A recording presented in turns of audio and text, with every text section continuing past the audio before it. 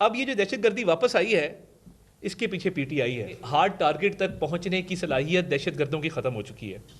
تو وہ کوشش یہ کرتے ہیں کہ مضافات کے اندر دور دراز علاقوں کے اندر سافٹ ٹارگٹ تک پہنچا جائے. اور دیکھیے کچہری میں وکلا کو ٹارگٹ کیا, وہ بھی کیونکہ F8 میں تھا, ریڈ زون سے دور تھا. تو بالکل سیکیورٹی کے جو نافذ کرنے والے ادارے ہیں, قانون نافذ کرنے والے ادارے ہیں, وہ الرٹ ہیں. بٹ آبویسلی کئی دفعہ ان کو یہ ایکسیس حاصل ہو جاتا ہے کہ دور دراز علاقوں کے اندر یہ کاروائیاں کرنے میں کامیاب رہتے ہیں. مگر ریسٹ ایشورڈ جو ہینڈلر جتنے لوگ اس میں ملوث تھے ان کا تعین تقریباً کر لیا گیا اور ان کو کیفے کردار تک انشاءاللہ تعالیٰ پہنچایا جائے گا. آپ مجھے یہ بتائیے گا کہ جو انتظامی غفلت ہوئی ہے اس کے جو ذمہ داران افسران ہیں کیا ان کے خلاف کارروائی ہوگی یا معاملہ صرف انکوائری تک نہیں ہوئی؟ دیکھیے میں یہ سمجھتا ہوں کہ علی ناصر رضوی صاحب کا فرسٹ کزن اس میں شہید ہوا اور وہ بڑے غمگین ہیں. اور میں دیکھ رہا ہوتا ہوں اسلام آباد پولیس اتنے ٹف حالات کے اندر, ڈیلیگیشنز بھی آ رہے ہوتے ہیں, VVIP وزٹس بھی ہو رہے ہوتے ہیں اور وہ بھرپور طریقے سے اپنی ڈیوٹی سر انجام دے رہے ہوتے ہیں. تو دیکھیے یہ جیسے میں نے کہا کہ سافٹ ٹارگٹ ان کے لیے نظر میں رہتا ہے. تو انشاءاللہ تعالیٰ اب یہ کیونکہ وہ جب شمع بالکل بجھنے والا ہوتا ہے نا تو آخری ایک وہ جو ایک پھڑپڑاتا ہے, یہ وہ تھوڑی سی اس کی پھڑپڑاہٹ ہے, تو یہ ختم ہو جائے گی انشاءاللہ تعالیٰ. صاحب یہ فرمائیے کہ ابھی آپ نے پریس میں بھی ذکر کر دیا کہ جو دہشت گرد تھا یہ افغانستان ٹریننگ کے لیے گیا, جن کے پاس گیا یقیناً ہماری جو انٹیلیجنس ادارے ان کے پاس یہ انفارمیشن ہوگی. کیا ان سہولت کاروں کو براہ راست نشانہ بنانے کی ضرورت ہے یا پھر اسی طرح سے ہم افسوس کریں گے, تعزیت کرتے رہیں گے, کیا ان کے پیچھے جائیں گے ہم؟ دیکھیے ابھی تو جو تحقیقات ہیں اس حوالے سے کافی حد تک سراغ لگا لیا گیا ہے, لوگوں کو حراست میں بھی لیا گیا ہے. یہ تحقیقات پہ ڈیپینڈ کرتا ہے نا کہ تحقیقات آگے کیسے بڑھتی ہے. لیٹس سی کہ آگے کیا نتیجہ نکلتا ہے. ابھی بہت ارلی ہوگا اس چیز پہ کوئی کامنٹ دینا. میں آ رہا ہوں. پاکستان نے بہت عرصے بعد کسی ایک افسوسناک واقعے کی مذمت کی ہے. اس کو پاکستان گورنمنٹ کس طرح سے دیکھی ہے اور کیا مذمت کافی ہے یا دہشت گردوں کے خلاف انہیں کارروائی کرنی ہوگی؟ دیکھیے اس پہ تو پاکستان کا سٹانس بڑا کلیئرٹی کے ساتھ متعدد بار آ چکا ہے. مذمت کافی کبھی بھی نہیں ہوتی. جہاں سے یہ سارا معاملہ اوریجنیٹ ہوتا ہے وہاں پہ ایکشن لیا جانا چاہیے, وہاں پہ کاروائیاں ہونی چاہیے. اور ہم پوری طرح اب ہماری سیکیورٹی فورسز الرٹ ہیں. اور دیکھیے اکثر اوقات ہماری سیکیورٹی فورسز کو بہت کامیابی بھی ملتی ہے IBOs کے اندر, اور یہ IBOs جو انٹیلیجنس بیسڈ آپریشن ہیں یہ جاری رہتے ہیں. تو میں سمجھتا ہوں کہ یہ بالکل ایک افسوسناک واقعہ ہوا, مگر انشور کیا جائے گا کہ ان کو کیفرے کردار تک پہنچا کے ایک ایسی اگزامپل سیٹ کی جائے کہ آئندہ کسی کو جرت نہ ہو ایسا واقعہ کرنا. یہ بتائیے کہ پاکستان نے افغانستان کے سامنے یہ جو دہشت گردانہ حملے پاکستان میں ہوتے ہیں بھرپور طریقے سے آواز اٹھائی ہے, لیکن اس کے بعد ایک افغان طالبان اور جو ہمارے علماء ہیں ان کی طرف سے فتویٰ بھی سامنے آیا تھا کہ جو پاکستانی مسلمان ان کے اوپر حملہ کرنا خلاف شریعت ہے. تو اگر افغانستان کی طرف سے یہ فتوے آ رہے ہیں تو یہ کون لوگ ہیں؟ آیا افغانستان پھر کوئی کسی پراپسی کے ذریعے ان لوگوں کو استعمال کرے گا, بھارت کے جو انوالومنٹ کے کوئی شواہد کے اندر؟ دیکھیے اس کی شناخت تو ہو چکی, جو یہ دہشت گرد تھا جو جہنم واصل ہوا ہے اس کی شناخت تو ہو گئی ہے. تو اس شناخت کی بنیاد پہ مزید تحقیقات جو ہیں وہ اس وقت جاری ہیں. ان تحقیقات کا کیا نتیجہ نکلتا ہے اور اس میں کیا تانے بانے مزید سامنے آتے ہیں, بہتر ہوگا کہ اس کے بعد کامنٹ کیا جائے. اور میں سمجھتا ہوں کہ یہ ایسے حساس معاملات میں جب تک تحقیقات مکمل نہ ہو جائیں مزید تفصیلات دینا, میرے پاس تفصیلات بہت ساری ہیں مگر میں اس لیے اس وقت نہیں دینا چاہتا کیونکہ ایک حساس معاملہ ہے, کافی قریب تک پہنچے ہوئے ہیں. تو وہ وقت آنے پہ یہ تمام تفصیلات آپ کے سامنے آئے گی تو ساری چیز آپ کو سمجھ آ جائے گی.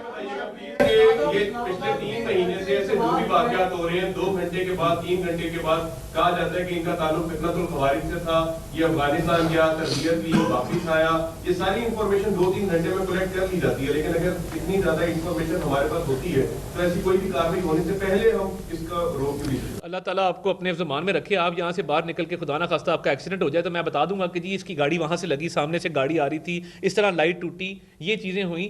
اب میں جوچھی تو نہیں ہوں, نہ حکومتوں کے پاس کوئی ایسا علم ہے غیب کا کہ جس کے ذریعے پہلے سے پتہ کروا لیا جائے, مگر سیکیورٹی ایجنسیز جو قربانیاں دے رہی ہیں, انٹیلیجنس بیسڈ آپریشن میں بھی ہمارے جوان بھی شہید ہوتے ہیں, افسر بھی شہید ہوتے ہیں. دیکھیں نا تحقیقات کی ہماری مہارت اتنی ہے کہ جب کوئی ایسا واقعہ ہو, بہت سارے ایسے واقعات ہیں جن کو پریونٹ بھی کیا گیا. IBO کیا ہوتا ہے؟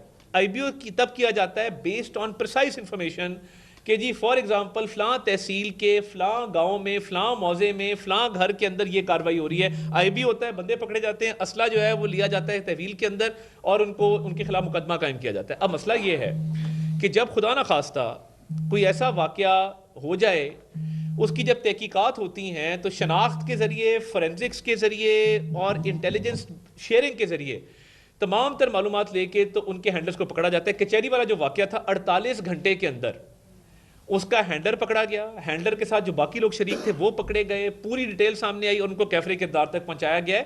تو اس لیے میں کہہ رہا ہوں کہ اس میں بھی کافی پیش رفت ہو چکی ہے، کافی آگے تک پہنچ گئے ہیں، اور ہینڈلرز، سہولت کار، فیسیلیٹیٹر، ان کو نشان عبرت انشاءاللہ تعالیٰ بنایا جائے گا۔ عطا صاحب یہ بتائیے گا ون ورڈ میں، کیا یہ سیکورٹی ایجنسیز کا فیلئر ہے یا نہیں؟ نو، ناٹ ایٹ آل۔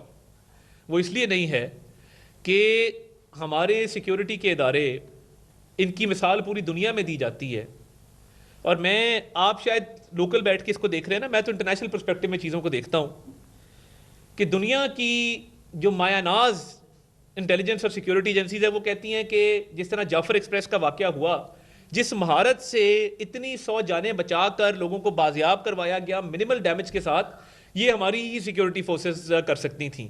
اور بات یہ ہے کہ جب ہمارے سے 5 گنا بڑا دشمن مئی میں آپ کے سامنے آیا تھا نا، یہ لاہور میں ڈرون پھر رہے تھے، تو جب اس کو منہ توڑ جواب دیا گیا 2 گھنٹے کے اندر گھٹنوں کے بل آ کے اس نے کہا جی میری صلح کروائیں، میں معافی چاہتا ہوں۔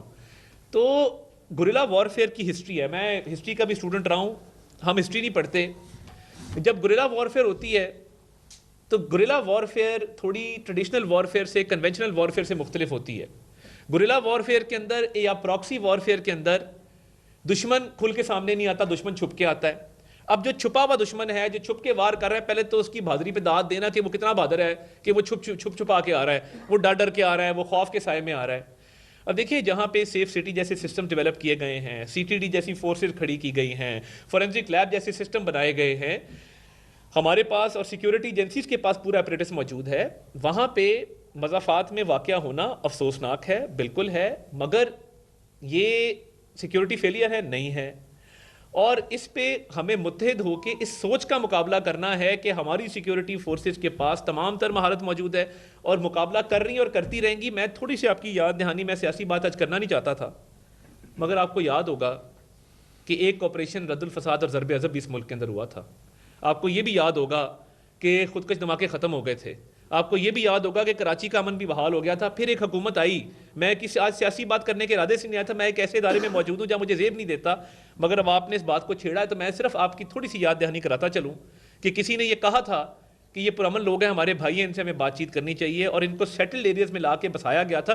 اسی سوچ نے، جو طالبان خان کی سوچ تھی، اسی سوچ کا آج خمیازہ بھگت رہے ہیں نا۔ ان کو تو ہم نے، جو قرآن کا حکم تھا بے دخل کرو، ہاتھ پیر کاٹ دو، قتل کر دو، ہم نے تینوں چیزیں کی۔ ہم نے ان کو بے دخل بھی کیا، ہم نے ان کے ہاتھ پیر بھی کاٹے، ہم نے ان کو قتل بھی کیا اور ان کو نکالا اس علاقے سے اور خاتمہ کیا دہشت گردی کا۔ اب یہ جو دہشت گردی واپس آئی ہے، اس کے پیچھے پی ٹی آئی ہے، ٹھیک ہے جی۔